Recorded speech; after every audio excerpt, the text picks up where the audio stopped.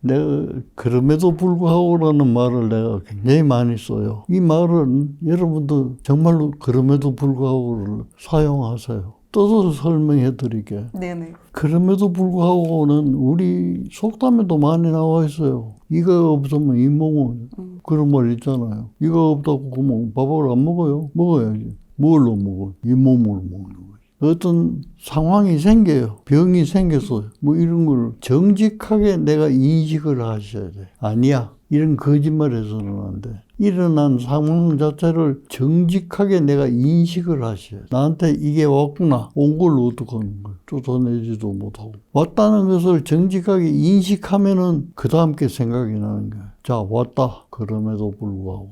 온 거를 인식하면은 그럼에도 불구하고 요 단어를 가지고 생각을 하시면 하늘이 무너져도 솟아날 구멍이 있는 거예요. 그게 성공할 수 있는 것도 있고 없는 것도 있고 있지만은 한 70%나 이 정도는 충족할 수가 있어요. 제가 알기로는 지금 20년 전에 네팔 히말라야에서 이렇게 왼쪽 눈을 실명을 하셨어요. 사고가 있으셨나요? 의료봉사를 갔는데 환자를 한참 보고 있는데 갑자기 기후가 바뀌어가지고 막 이만한 우박이 막 쏟아지는 거야. 그래서 내가 깜짝 놀란 거야. 이 산에 간 사람이 큰일 났구나, 이제. 그래가지고 구호품으로 가져갔던 이제 옷들 뒤져가지고 좀 두툼한 옷으로 찾아가지고 말이지. 얼마나 초라해요. 그쵸. 그 모두 경험 있는 사람도 아닌데 한 친구가 나보고 선생님 눈이 왜 그렇습니까? 왜 그러니까 완전히 핏줄이 터져가지고 그 와서 보니까 망막에 문제가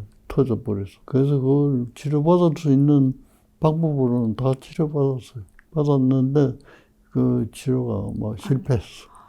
그 하나 가지고 살았는데 그것도 20년이 넘었어요. 근데 이것도 이제 시력이 떨어져요. 그래서 지금 0.1이 안 돼. 0.1이 안 돼요. 그러니까 이쪽은 또 아예 안 보이시게 된 거고. 이건 아예 안 보이고. 그러니까 선생님을 봐도 다음 볼 때는 내가 구분을 못해요. 그냥 사람이다 이거지. 엄청난 미인입니다. 그 조금만 죄송합니다. 근데 지금 어떻게 보면 그 청력도 같이 그렇게 안 좋으신 편이잖아요. 예. 그런데 책을 또 잘 내세요. 어떻게 이거 시력도 안 좋으시고 청력도 안 좋으신데 이거 책을 어떻게 그렇게 쓰실 수 있죠? 그럼에도 불구하고 방법을 나를 도와줄 사람을 찾은 거예요. 전에는 원고지에다가 쓰든지 컴퓨터 앞에서 내가 하면 되는데 머리로 써요. 머리로? 퇴근하고 나면 안 보이지만 텔레비는 그냥 켜놓고 소리도 안 들리지만 터놓고 뭐 그 앞에 앉아가지고 내가 글을 써요. 머릿속으로요? 머리로. 그럼 머리로 하면 이걸 어디다든 표현을 해야 되잖아요. 표현할 수가 없어요. 어떻게 표현하나. 글씨를 쓰지도 못하는데. 근데 그게 어떻게 책으로 나오죠? 그러니까 2번, 3번 쓰죠. 한 번 써가지고 기억이 또 되나요? 한 3번 정도는 써요. 그래서 아침에 출근해서 그분이 타이프를 쳐주고 그걸 나한테 다시 읽어줘요. 그럼 내가 듣고 요건 요렇게 바꿉시다 해가지고 완성을 하는 거예요. 전에는 1시간 마음만 쓸 걸 요새는 2시간 해야 한 편을 써. 그 이제 쓰시는 분하고 이제 소통을 하면서 그렇지. 그걸 이제 써야 돼. 왜 직접 이걸 하실 수가 없으시니까. 좀 더 좋은 거는 나를 도와주는 사람은 나보다 나이가 훨씬 어리거든. 그러니까 요새 유행하는 단어들을 많이 알고 있는 거야. 내가 쓰는 거는 옛날 거니까 젊은 사람이 읽어도 주석을 달지 않으면 모를 단어들이 있거든. 그런 거는 그분이 요새 걸로 바꿉시다. 그러면 내가 바꾸면 사람들이 읽어보고 어떤 데 그런 댓글이 있더라고. 네네. 늙은이 치고는 귀엽다. 그러니까 그 내용들이 잘 이해가 됐었던 거죠. 어떻게 보면은. 물론 이제 그런 게 말하자면 그럼에도 불구하고라는 전제가 있기 때문에 내가 찾은 거지. 그러니까요. 안 되는구나. 귀가 안 들리는구나. 안 되는구나. 주저앉아 버리면 그 다음 갈 곳이 없어요. 그래서 여러분도 어떤 상황이 닥치더라도 그 상황을 인정하세요. 그거는 부정해도 없어지는 게 아니니까 인정을 하면은 그 다음에 떠오르는 게 그럼에도 불구하고 내가 갖고 있는 요 상태를 가지고 살아갈 방법이 뭐가 있는가 이 생각이 떠오르게 되는 거예요. 이게 습관화돼야 돼. 그러니까 어떤 상황이 나한테 떨어지더라도 나는 첫 번째 갖다 붙이는 게 그럼에도 불구하고. 그래서 이제 내가 책을 내는 주류가 그거예요. 숨 쉬는 동안은 좀 재미있게 살자. 재밌게 사는 거는 재미를 누가 주는 게 아니에요. 자기가 만들어가는 거예요. 지금 여기 와서 이 얘기하는 거는 나한테 재미를 보라고 주신 거예요. 말하자면. 내가 활용하는 거예요. 재밌게. 그리고 이거 하는 동안은 내가 피곤하지도 않고. 사람들이 집에 가면 모두 그래요. 안 피곤하면. 안 피곤해요. 이거 1시간 반 한다고 그랬지만 내 속은 한 3시간쯤 해서 오히려 힘이 더 나요. 그러니까 이 말의 결론은 뭐냐 하면은 세상에 스트레스가 나쁜 게 아닙니다. 좋게 쓰면 이게 에너지 소스가 되는 거고 나쁘게 쓰면 사람을 망치게 되는 거고 그런 거거든. 에너지 소스로 만들어야지. 그러니까 스트레스라고 해서 다 나쁜 게 아니에요. 그러니까 그걸 확대해서 해석하면 세상에 존재하는 건 나쁜 게 없어요. 나쁘게 활용해서 나빠지는 거지 나쁜 게 없어요. 하찮은 거라도 내가 활용할 수 있는 게 솟아날 구멍이. 그거는 내가 가르쳐 줄 수 없어요. 가르쳐 줘도 자기한테 안 맞으면 그만 찾아보세요. 찾으려고 애를 쓰면은 보입니다. 저는 그 얘기를 해드리고 싶어요. 현대 정주영 회장님이 계셨잖아요. 교수들한테 그 연구비를 지금 그분이 하는 말씀 가운데 내가 아직도 인상 깊은 게 뭐냐면 돈이 없어서 연구를 못한다. 돈이 없어서 일을 못한다. 자기는 이해를 못하겠대요. 연구를 하면 돈이 생긴다는 거. 일을 하면 돈이 생긴다는 이 역발도. 그래서 내가 탐복해서 그러니까 재벌이 되는 거지. 보통 사람 모양으로 연구 하나 하려고 해도 돈 안 드는 게 있나요? 그러니까 돈 타령하는 게. 돈만 있으면 연구 될 건데 돈이 없어서. 그분 눈에는 일을 하면 돈이 생긴다. 행동을 먼저 해야 된다. 그리고 나한테 하는 얘기가 자기 눈에는 말이지 길모퉁이마다 더 기회가 있고 뭐 널려 있는 게 돈이라는 게요. 보이는 게 돈이래요. 탐복했어. 아주 천재적인 거예요.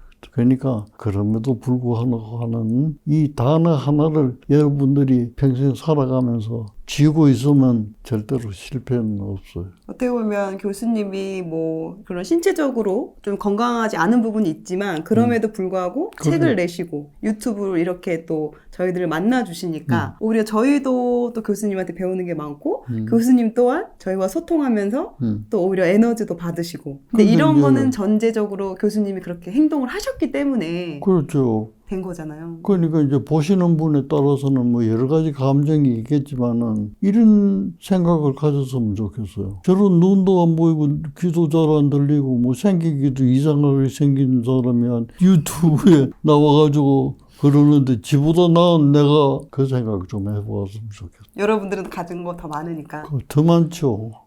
그런데 단지 나보다 적은 게 하나 있어요. 그럼에도 불구하고를 안 생각하는 거예요. 내가 가지고 있다라는 걸 잘 못 느끼는 거죠.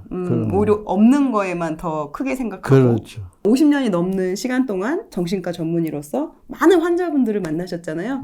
아, 내가 인생 살면서 이런 건 정말 후회가 된다. 이런 것 때문에 좀 후회가 된다. 뭐 이런 것들이 있었나요? 많죠.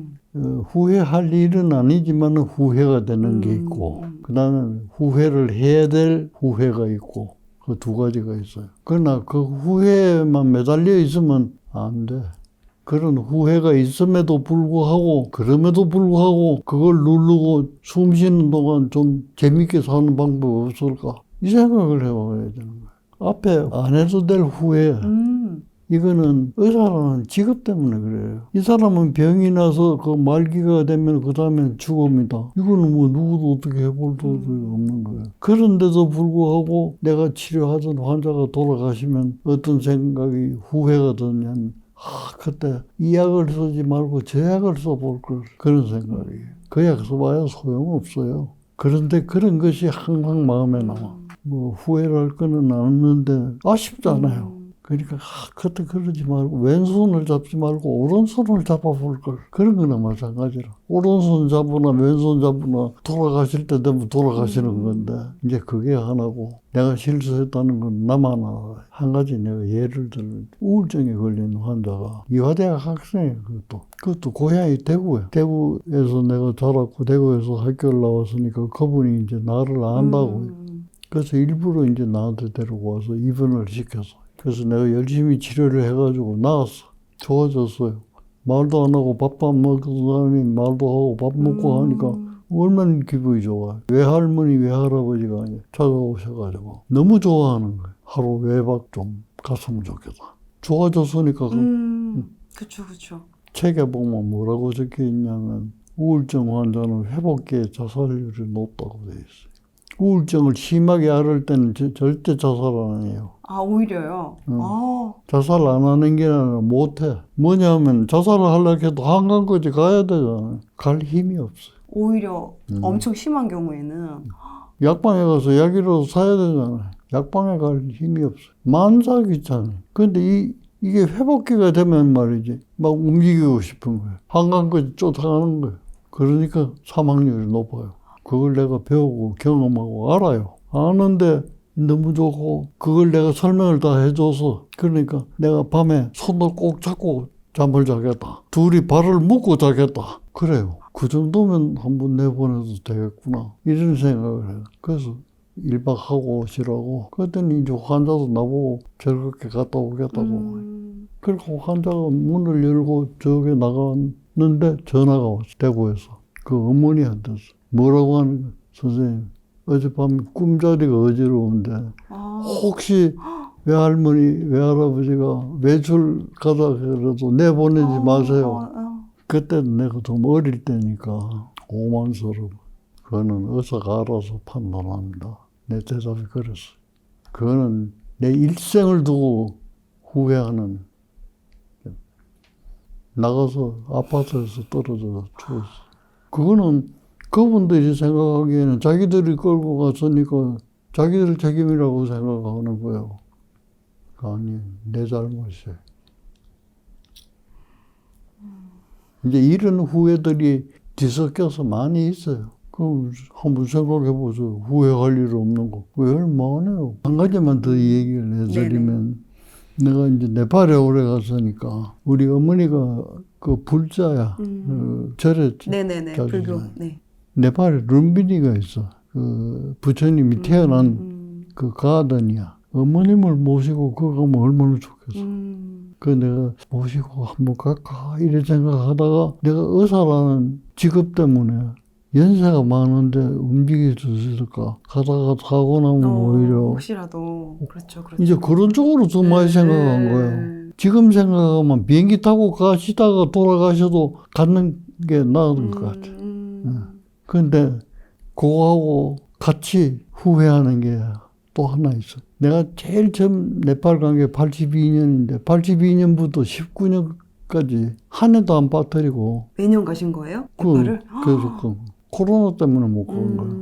제일 처음에 갔을 때 룸비니 간 거는 혼자 가기 그거 해서 내가 패키지로 갔어. 그 버스를 타고 언제 갔는데 가면 좀 아는 애들이 기념품 판다고 말이지 창문에 막 달라붙어요. 그래서 내가 이래 보니까 향을 파는 애가 하나 있어. 그 뭐 한 10살쯤 됐을 거야. 조그만해. 아, 향을 사다 드리면 좋아하겠구나. 그것도 상징적으로 룸비니에서 줬으니까. 그럼 얼마냐? 그러니까 2루피 하면 얼마냐 하면은 그때 원달러가 네팔 돈으로 25루피야. 2루피 하면 얼마야? 우리 돈으로 몇 전에 해야 되는데. 맞아요. 몇 원도 아니야. 그런데 내가 철없이 한 소리가 2개 살 테니까 3루피, 1루피 깎으려고. 그런데 뭐 차가 이제 떠나는 거야. 그래서 결국 못 샀어요. 그 깎으려다가 못 샀어. 그러니까 어머니한테 첫째 미안하죠. 그 다음에는 이 사람이 지금 살아있다면 한 60대 정도 됐을 것 같아. 이걸 기억할 것 같아요. 상처예요, 상처. 일루피 받아봐야 그거 얼마 남겠어요. 그걸 가지고 내가 일루피 깎겠다고 말이지 이 소리 저 소리 해가면서 아무런 죄의식도 없이 그 가다가 버스는 떠나버리고 엄청 미안해. 그걸 지금까지 잊을 수가 없는 후회예요. 그러니까 그게 지금까지도 기억이 나고 그 상처를 줬다라는 거에 대해서 지금 미안해 하고 계신다는 게. 이 방송을 뭐 들을 수 있는 건 아니겠지만은 또 인연이 알 수 없으니까 만일 듣는다면 제가 용서를 빌 테니까 용서를 바란다.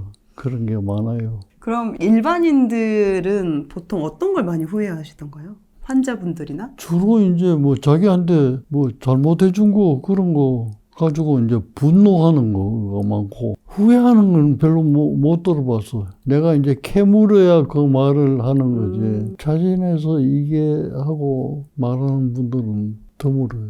뭐 예를 들면 오히려 좀 젊었을 때 돈을 더 열심히 벌 걸, 아니면 좀 가족한테 더 신경을 많이 쓸 걸, 뭐 이런 식으로 후회하는 분들은 생각보다 별로 없으셨나 보네요. 그거는 이제 내가 캐물어야 답이 나오는 거지. 처음부터 그 답이 나오는 거는 드물다. 그 말이 이제 전에 얘기했듯이 몸보다는 마음이 거짓말을 많이 하는 거예요. 감추고 싶은 거잖아요.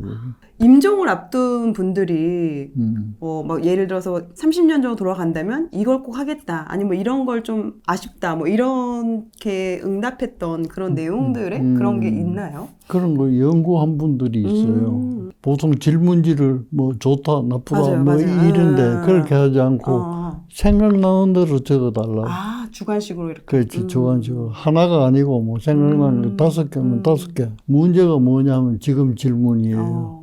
새로 삶을 산다면 어떻게 살고 싶은가. 그 중에 상위 3가지. 내가 평소에 생각했던 거하고 너무 비슷해가지고. 알려주세요. 사람이라는 건 다 비슷하구나. 첫 번째가 내 마음대로 살고 싶다. 내 마음대로 하고 싶다. 내 마음대로 하고 싶다. 내 마음대로 살고 싶다. 그러니까 내 마음대로 한 게 뭐 있는가 한번 생각해보세요. 그러기가 어렵죠. 이제 학교를 가야 되면 학교 가야 되고. 별로 없어. 자, 제약이, 법률적인 제약이 있잖아. 그 다음에 위로 올라가서는 도덕적인 제약이 있잖아. 그거 저거 빼고 나면 자유롭게 살 게 뭐 있어요. 그러나 그것도 자세히 생각해보면 그거 빼고도 자유로운 공간이 너무 많아요. 근데 그걸 스스로 차지하는 거예요. 그러고 자유롭지 못하다, 이런. 그러니까 다 살고 보니까 자유롭게 살고 싶다. 그 표현은 내 마음대로 살고 싶다 이런데, 그거는 뭐 내 마음대로 뭐 난장판으로 살고 싶다 이 말이 아니에요. 그런 한계 내에서라도 폭넓게 창의적으로 내 마음대로 살아보고 싶다. 어떻게 보면 주변의 기대나 주변 사람들과의 그런 것들 때문에 내가 그렇게 원하진 않았지만 또 하게 된 경우도 많고, 뭐 직업을 선택하든 어떤 뭐 일을 선택하든 하기 싫은 것도 다른 사람의 기대 때문에 하는 게 많고. 우리가 어릴 때 뭐 나도 공부 잘했어요. 그럼요. 그러니까 당연히 의대도 가시고 공부 잘했는데 그럼요. 그때 공부한 게 남아있는 게 하나도 없어요. 왜 그러냐면 나를 위해서 공부한 적이 없어요.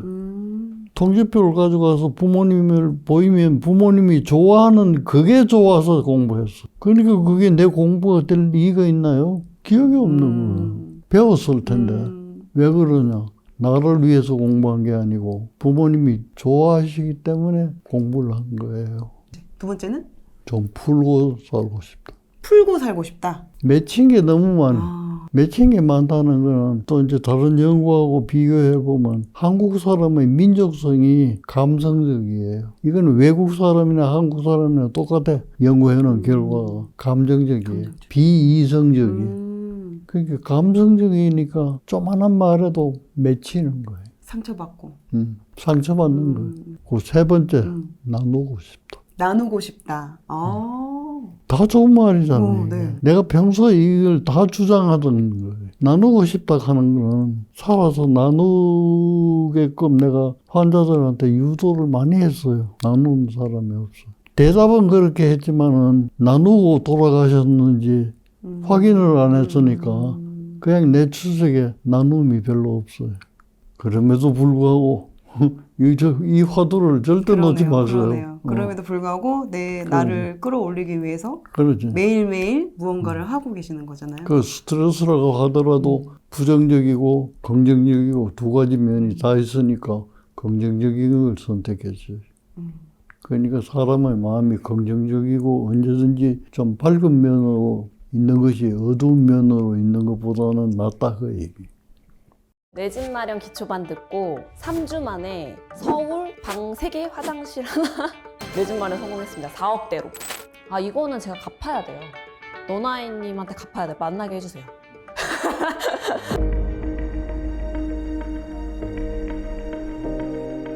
서울에 집을 살 수 있을 거라고 생각을 아예 못했던 것 같아요. 저 아파트가 4억인데 나 저걸 어떻게 사지? 저 돈을 언제 모아서 사지? 대출을 받는다? 말도 안 돼. 내 인생에 빚은 없어. 이런 식으로 생각을 하면서 살았던 것 같아요. 근데 저 진짜 열심히 살았거든요. 깨부리지 않고. 그러니까 이 정도면 되게 나쁘지 않는 삶이다라고 착각을 했던 거예요. 원래 타고나거나 아니면 정말 운이 좋거나 하는 사람들이 부자가 되는 거구나라고 생각을 했거든요. 제 주변에서 그걸 알려줄 수 있는 어른을 한 번도 만난 적이 없던 거예요. 부자를 만난 적이 없던 거죠. 근데 그 어른들이 부자가 되는 커리큘럼을 탁 알려주시는 거예요. 내가 가진 종잣돈으로 살 수 있는 집은 이거야 라는 걸 진짜 구체적으로 알려주시거든요. 그대로만 노력하면 부자가 되는 거네? 그게 내 집 마련 기초반에서 다 알려주시거든요. 저도 못할 거라고 생각했는데 진짜 많이 달라졌어요. 아 이렇게 하루하루를 채워나가면 나 진짜 100억 자산가 되겠다. 전 내 집 마련 기초반을 치열하게 사는데 내 집 없으신 분들한테 다 추천해드리고 싶어요. 저는 무조건 할 수 있다고 생각해요.